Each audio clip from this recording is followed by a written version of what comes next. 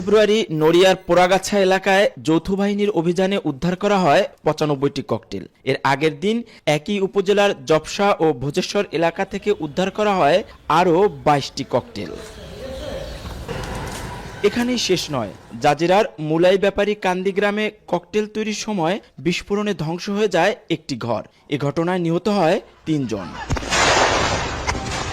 এভাবে একের পর এক ককটেল উদ্ধার ও বিস্ফোরণের ঘটনায় পুরো জেলা জুড়েই ছড়িয়ে পড়েছে আতঙ্ক।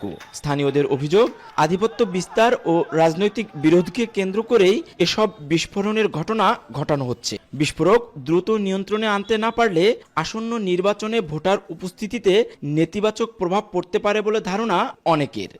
হামলা মামলা দিয়ে কি নির্বাচন হবে সুস্থ? কখনো হবে না। মানুষের ভিতরে একটা আতঙ্ক থাকবো। আমি যে সেন্টারে যাই, আমার নিরাপত্তা কি? আর যদি আতঙ্ক না থাকতো তাহলে কোনো ভোটগুলো সবই ক্যাপচার হইতো। বই তো যাইব না, আমার তো ভোটটি নষ্ট হইব মানুষের।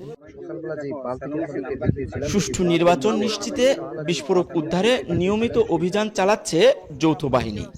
আমরা যখন একটা এলাকায় ড্রাইভ দিয়েছি, তারই সংলগ্ন যে অ্যাডজাসেন্ট এরিয়া, সেখানেই আসলে এগুলোকে লুকানোর চেষ্টা করছে বা এটাকে নিরাপদ করার চেষ্টা করছে। সেই এলাকাগুলি হচ্ছে এটার অংশ, দুটো অংশ। এবং আমাদের যখন আমরা মাস্টার প্ল্যানটা করেছি, সেই প্ল্যানে তো এই অংশগুলিওকে আমরা যোগ করেছি। ইতিপূর্বেও যেহেতু ভোট দিতে পারেনি, তাদের মনে একটা সন্দেহ রয়েছে যে তারা আসলে সঠিকভাবে সেখানে ভোট কেন্দ্রে যেতে পারবে কিনা, সে নিরাপত্তা পাবে কিনা।